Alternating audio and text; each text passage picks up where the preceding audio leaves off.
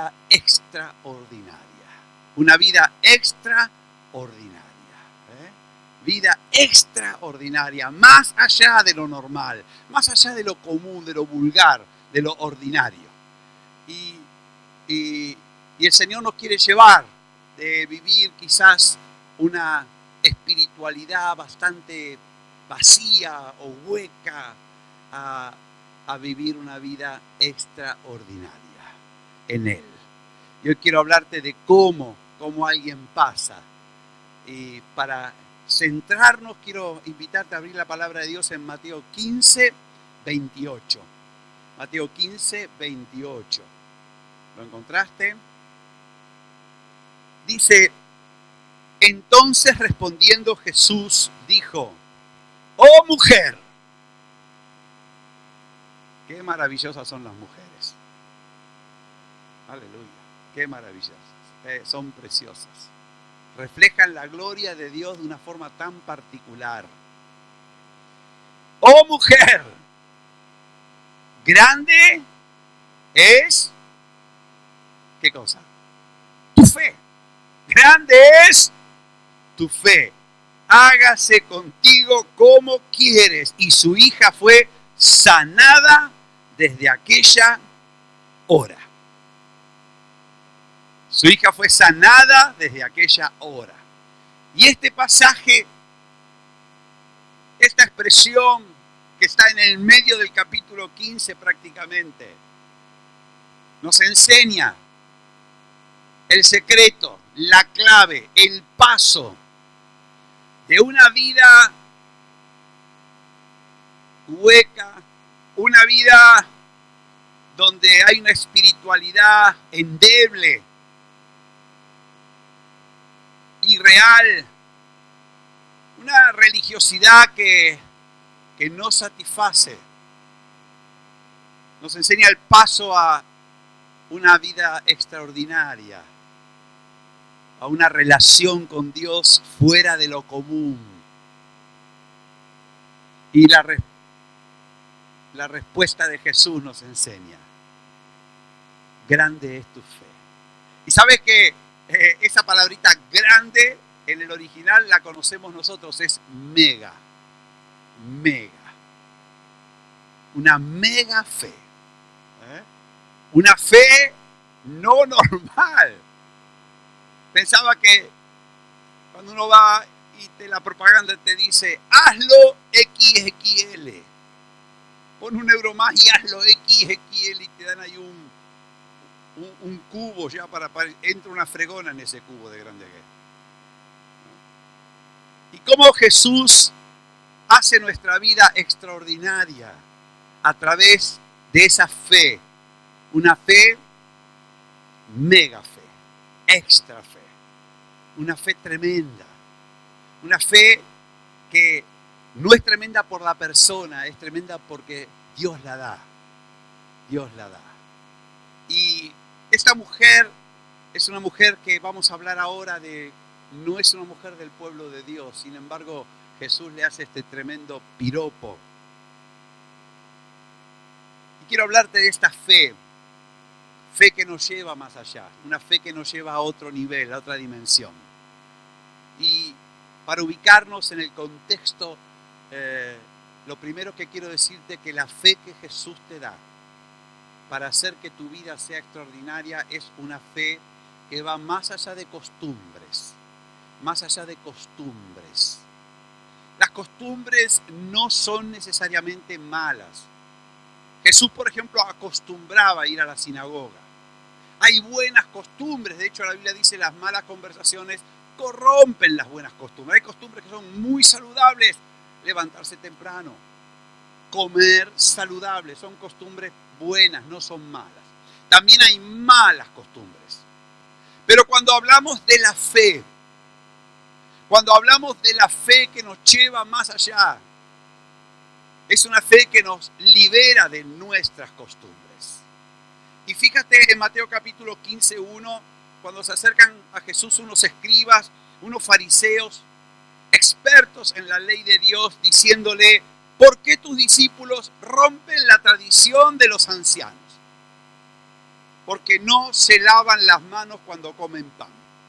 Así que los ancianos, los líderes religiosos habían creado una costumbre, una tradición que decía: debes lavarte las manos antes de comer.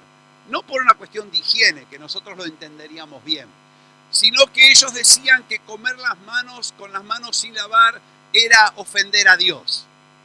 Era ofender a Dios, era algo ofensivo para Dios. Ahí estaba el problema.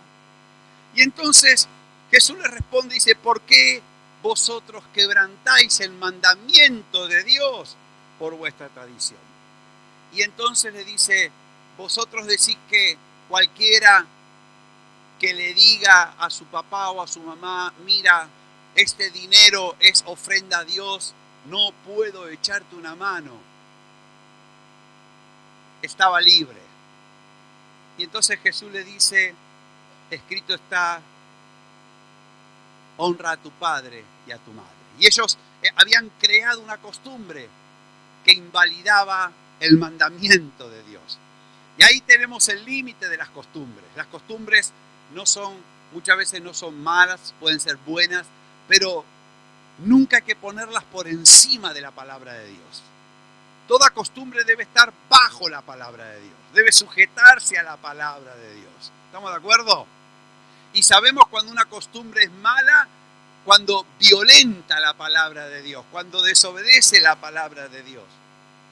Así que la fe que el Señor te ha dado, la fe que el Señor te va a dar, es una fe que va más allá de costumbres, sobre todo de las costumbres que invalidan mandamientos de Dios.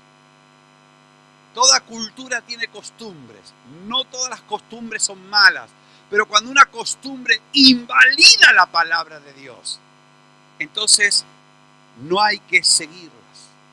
Y Jesús le dice un poco más: hipócritas, este pueblo de labios me honra, pero su corazón está lejos de mí, enseñando como mandamientos de Dios doctrinas de hombre. En vano me honran. Dice: ¿a mí de qué me vale que me canten si están enseñando cosas que van en contra de la palabra de mi Padre? Eso es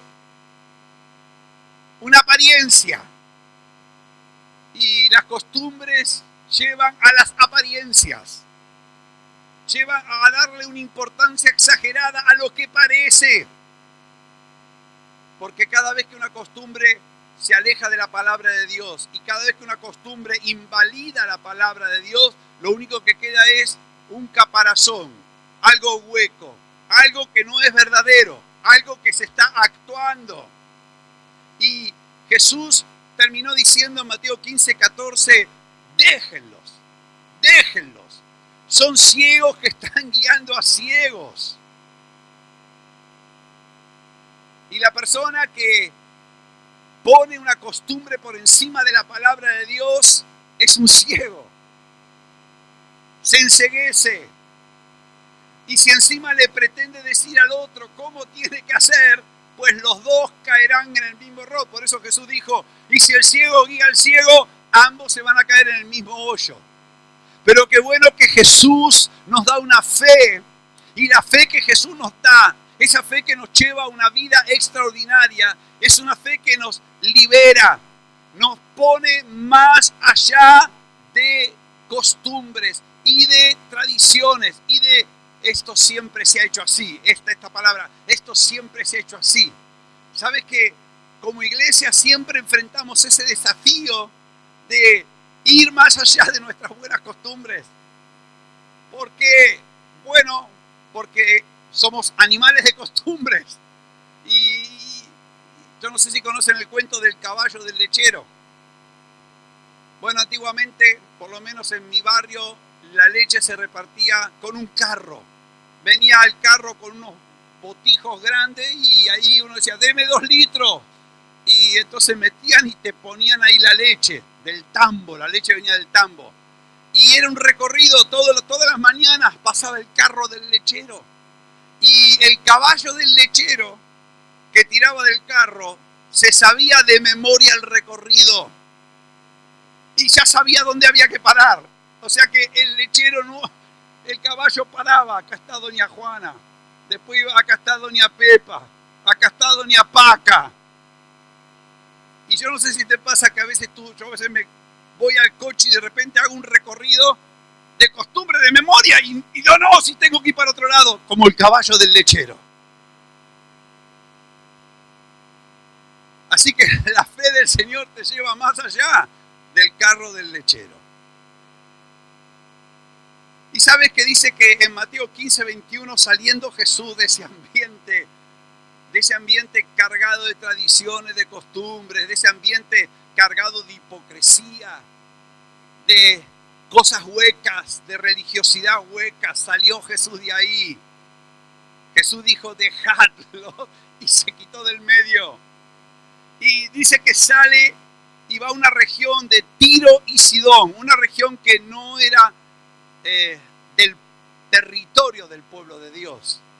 Y dice en el verso 22 que una mujer cananea o sirofenicia que había salido de esa comarca comienza a gritar.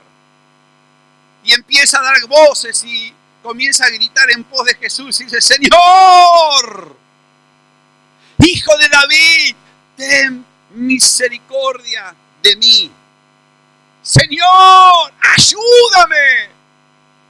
Mi hija está terriblemente endemoniada. Terriblemente endemoniada. Señor, Hijo de David, ayúdame. Muchas veces digo a las personas, casi no hay ningún lugar de la Escritura donde el Señor le niega a un papá o una mamá lo que pide para su hijo. Solamente a la mamá de Zebedeo que pidió que los enchufen. Ahí dijo, no, eso no es mío darlo, eso está en la mano de Dios. Pero siempre Jesús contesta. Y ahí quizás esta madre escucha eso. Oye, siempre hace caso a un papá, siempre le hace caso a una mamá. Qué importante es cuando los padres clamamos por los hijos. Qué poder hay en las rodillas de un papá, de una mamá, que viene a Jesús diciéndole, Señor, Hijo de David, ten misericordia de mí.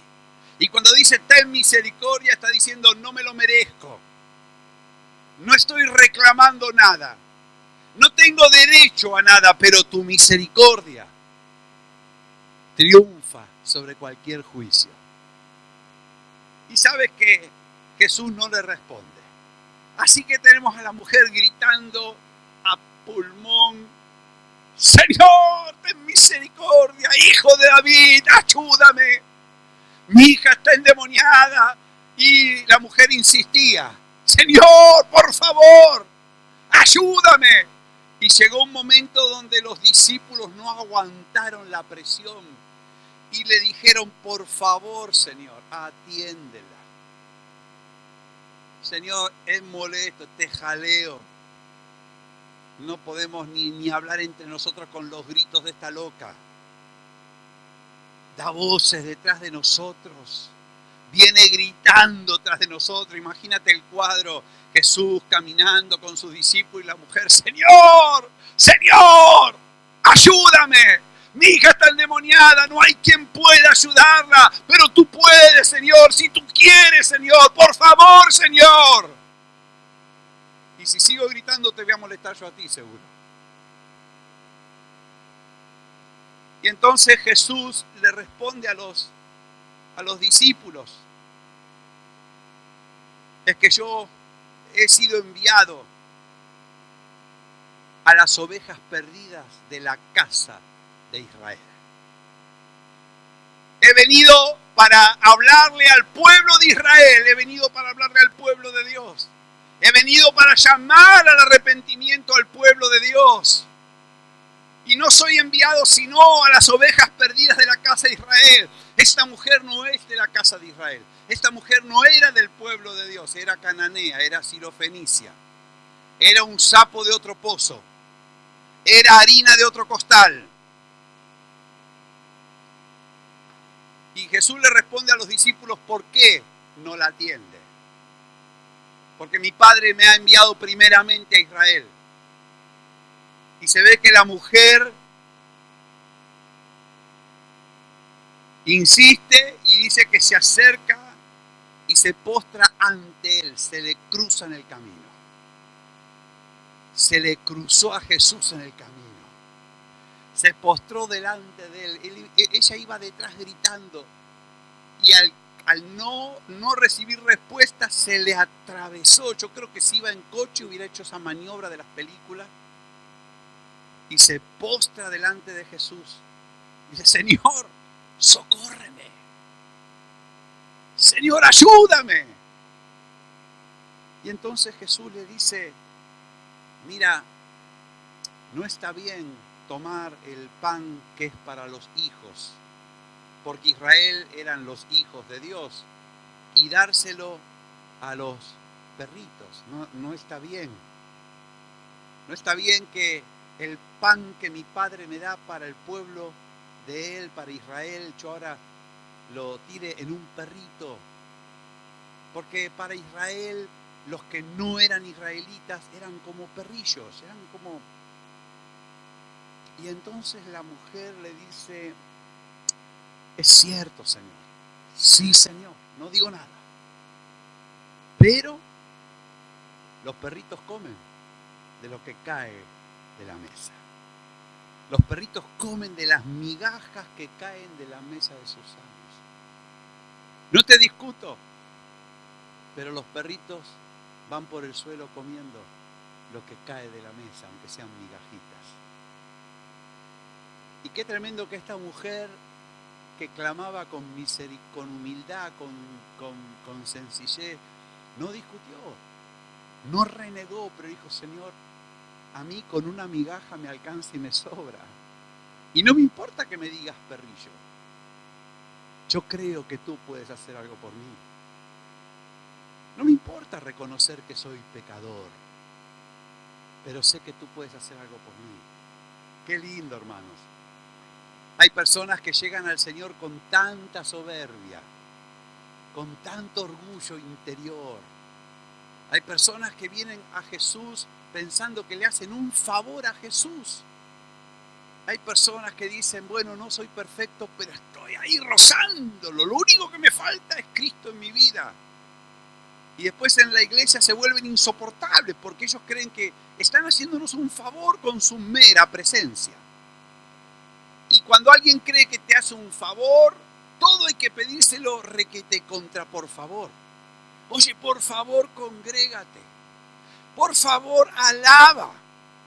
Por favor, ora. Por favor, diezma, ofrenda. Por favor, echa una mano, hombre.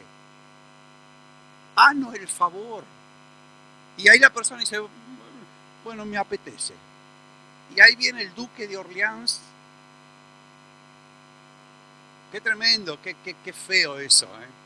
Pero esta mujer venía por otro lado y dice, Señor, seré una perrita, seré una pecadora, pero tú eres misericordioso. Aleluya, tú puedes hacer algo, Señor.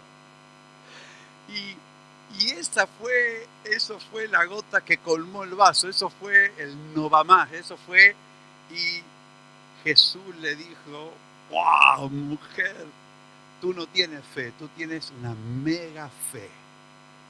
Tú eres extraordinaria. Hágase contigo lo que quieres. Concedido. Y su hija fue sanada, liberada de ese demonio en aquella misma hora. Porque la Biblia dice que el que se humilla será levantado. El que se levanta será abatido. Pero Dios hermoseará a los humildes con la salvación. Y al corazón contrito y humillado, Dios nunca lo desprecia. Y al que viene a Él jamás le echa fuera. Aleluya. Y sabes que la fe que el Señor nos da nos lleva más allá de tradiciones y costumbres y de nuestra manera habitual de hacer las cosas. Nos lleva más allá de una religiosidad bastante hueca, bastante vacía, bastante engañosa. La fe nos lleva más allá de lo que entendemos. De lo que entendemos. La Biblia dice que Dios es poderoso para hacer las cosas más abundantemente de lo que pedimos o de lo que entendemos. Dios no está limitado a nuestro entendimiento. Nosotros sí que estamos limitados a lo que entendemos. Y ese día Jesús hace algo que va más allá de lo que entendían sus discípulos. Y va más allá de lo que hubiera entendido cualquier seguidor de Jesús. Pero Jesús vino para salvar a todos. Jesús vino para salvar a todos los que invocan el nombre del Señor. Jesús vino y murió por todos, no solamente por el pueblo de Israel, sino por todas las naciones que no son del pueblo de Dios. Por eso en la cruz de los judíos y de los que no son judíos, Jesús hizo un solo y nuevo hombre, un solo cuerpo, un pueblo nuevo, una nación nueva. Más allá de lo que podemos entender.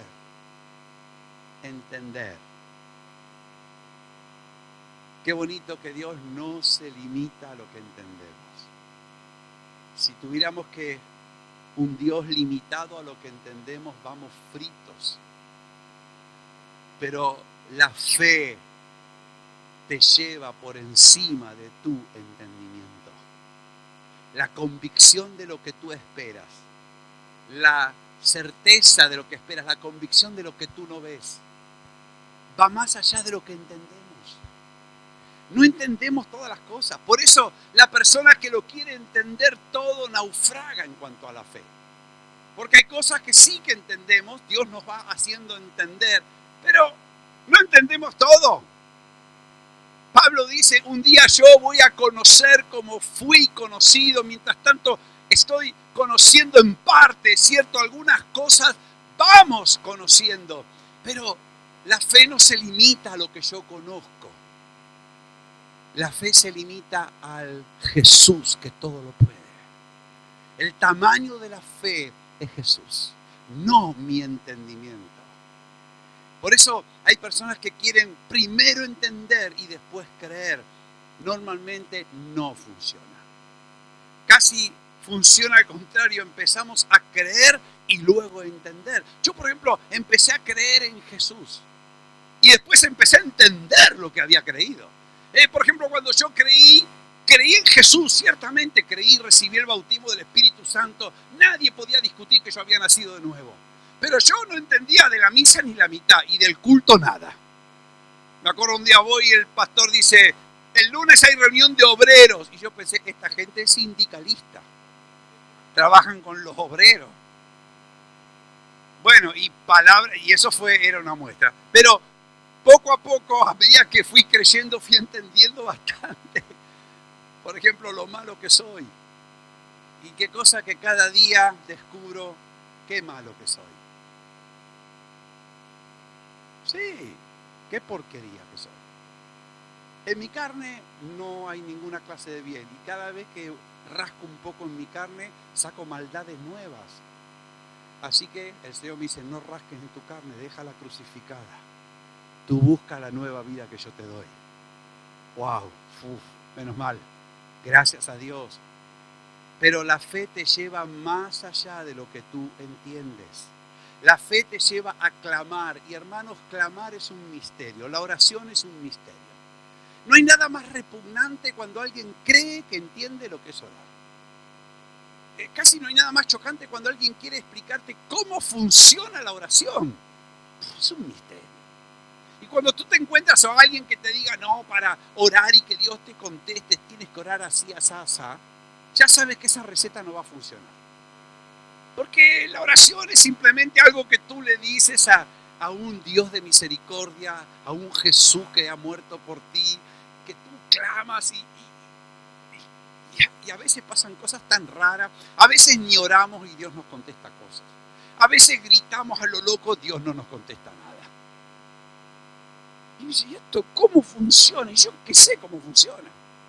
Pero la fe te lleva a clamar, eso sí, la fe te lleva a pedir. La fe te lleva a esta mujer la llevó a clamar de una forma escandalosa, de una forma insolente, de una forma atrevida, de una forma exagerada, de una forma extraordinaria. Esto es cierto que la mujer ahí Lo hizo y recibió respuesta. Recibió respuesta. Y la fe nos lleva a recibir respuestas. Y lo más lindo es que la fe es un regalo de Dios. No es un fruto de mi propia capacidad, es un don de Dios. Qué tremendo que para creer, Dios me regala la fe para que yo pueda creer. ¡Qué maravilla! Y ¿sabes qué? Me gusta a continuación en Mateo capítulo 15, 29. Dice que pasó Jesús de allí y viene junto al mar de Galilea y sube a un monte y se sienta y empiezan a venir a él grandes multitudes. ¿Puedes verlo conmigo por un momento? Jesús sentado sobre un monte, hay una elevación, y la gente viniendo por los cuatro costados. Multitudes. ¡Qué tremendo! No había WhatsApp, ni Instagram, ni Facebook, ni móvil, ni nada, pero cómo funcionaba el boca a boca. Dios mío, ¿cómo funcionaba esto? ¡Pam, pam! Grandes multitudes venían de un lado, otras grandes multitudes venían del otro, y venían trayendo a todos los enfermos que habían encontrado. Cojos, lisiados, ciegos, mudos, otros enfermos. Les traían enfermos de todos los colores. Eso de pronto, la urgencia del Costa del Sol era un guisante al lado de eso. Eso, te imaginas, en camilla, no sé cómo los traerían, y de pronto enfermo por aquí, enfermo por allá. No había triaje, no había nada. Todos a los pies de Jesús, y de pronto Jesús comienza a sanarlos uno a uno. Dice, empezó a sanar y la gente empezó a flipar en colores. Es la traducción actual de maravillarse. Es la Biblia del día de hoy. Empezó a maravillarse porque empezó a ver, este vino mudo, ahora está hablando como un loro. Este vino lisiado, ahora está jugando a la pelota. Bueno, esa es la traducción moderna que tengo yo aquí. Este vino ciego, está viendo como un lince, como un águila. Dios mío, pero si este vino hecho una ruina, míralo ahora saltando. ¿Qué ha pasado? Y todos daban la misma respuesta. Jesús me sanó. Jesús me tocó, Jesús me habló, Jesús me hizo algo. Todos decían lo mismo, no importa la enfermedad, no importa los años que estaban enfermos, no importa por qué estaban enfermos. Jesús los sanó a todos, a todos, a todos, sin ningún tipo de excepción. Y glorificaban al Dios de Israel. Le daban la gloria al Dios de Israel. Le daban el mérito no a Pablo, no a Pedro, no a Tomás, no a Felipe, no a mi abuelita que oraba mucho por mí, al Dios de Israel. ¡Aleluya!